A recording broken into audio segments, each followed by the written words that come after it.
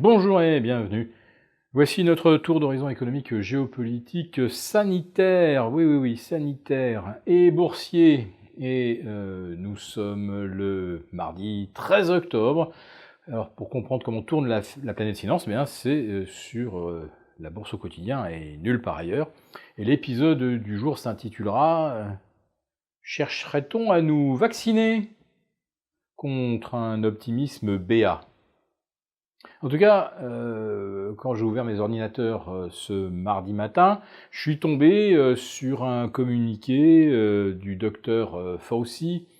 Vous devez peut-être connaître maintenant ce personnage, puisque c'est lui qui conseille la Maison-Blanche, quelle que soit d'ailleurs la couleur politique de l'occupant du bureau ovale, démocrate comme républicain, c'est toujours l'inamovible docteur Fauci, qui se montrait très optimiste il y a quelques mois sur les vaccins, qui disait que l'économie américaine, nos économies, se porteraient beaucoup mieux dès qu'on aura un vaccin, et ça ne va pas tarder, parce qu'il y en avait des laboratoires qui étaient sur le point d'avoir le bon vaccin, en tout cas on le croyait encore cet été. Et là, ce même docteur Fauci nous dit que les vaccins qui vont peut-être être mis en expérimentation accélérée, c'est-à-dire qu'on ne va pas attendre, comme d'habitude, les contrôles sur 2, 3, 4 ans pour savoir si un vaccin est efficace et peut être mis sur le marché, eh bien, le professeur Fauci pense qu'il y a des risques que les premiers vaccins soient pas très efficaces et qu'on ait du mal d'ailleurs à mesurer si oui ou non ils arrivent bien à endiguer le Covid, et en priant pour qu'il n'ait pas d'effets secondaires pires que le Covid. On a d'ailleurs du mal parfois à trouver des cobayes pour se faire injecter des vaccins dont on ne sait rien. Voilà. Alors il y a certaines personnes qui vont se faire vacciner pour un repas ou pour un chèque de 100$. Enfin moi je ne risquerai pas ma vie ou celle de mes enfants. Donc le docteur Fauci nous prévient, le vaccin efficace contre le Covid, c'est peut-être pas pour tout de suite.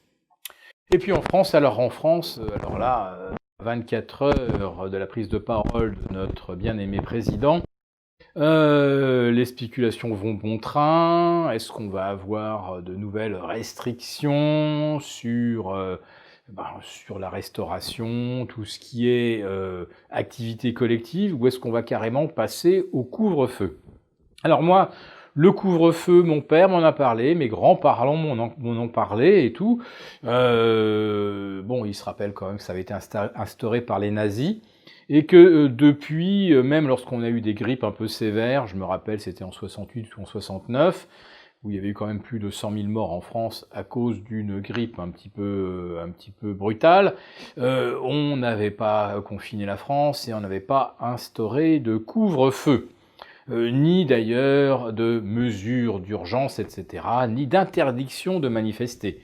Oui, ça, même après 68, même lors de la grippe de 69, les Français ne se sont pas vus infliger d'interdiction de manifester. Or là, on vient au Parlement, entre quelques dizaines de députés, de voter la prolongation des mesures d'urgence, donc de l'interdiction de se réunir à plus de 10 dans l'espace public.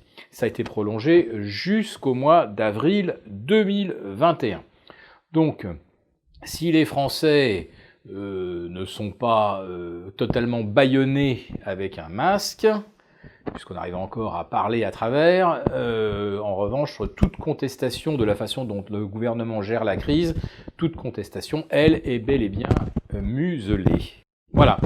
Donc si demain on nous annonce un couvre-feu à 20h ou 22h, ça va compliquer un petit peu la reprise économique, et ça va aussi compliquer la vie de beaucoup de gens qui travaillent après 20h.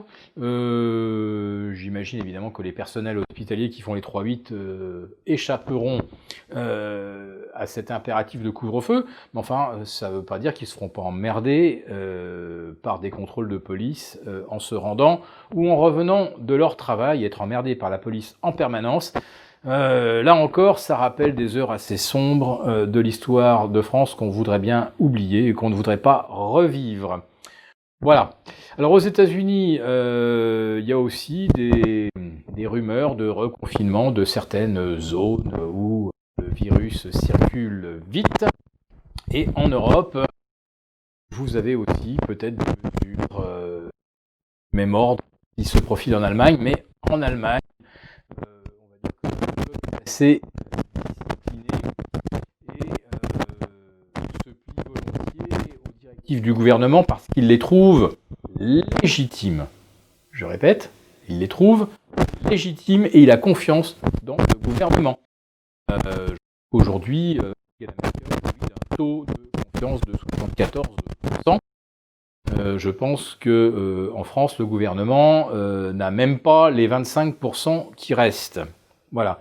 Et ça tout le problème, c'est que lorsqu'on a des injonctions contradictoires, confinez-vous, mais partez en vacances pour la Toussaint, confinez-vous, mais réservez votre séjour à la montagne pour Noël, alors qu'à Noël, on n'aura peut-être même pas le droit d'aller boire un thé et de déguster un chocolat chaud après le ski, pas de restaurant le soir, pas de boîte de nuit, pas le droit de monter à plus de 4 dans un télécabine conçu pour 15. Voilà, donc les gens n'y comprennent plus rien. Et c'est effectivement, après ça, difficile d'obtenir de la discipline quand on ne comprend pas la raison des mesures qui sont appliquées. Donc, si on a du reconfinement, on aura une rechute évidemment de la croissance, et je pense qu'à un moment, ça finira quand même par impacter les bourses. Voilà, eh bien on se retrouve jeudi pour un live avec nos abonnés premium et demain pour notre nouvelle quotidienne. Bonne fin de journée.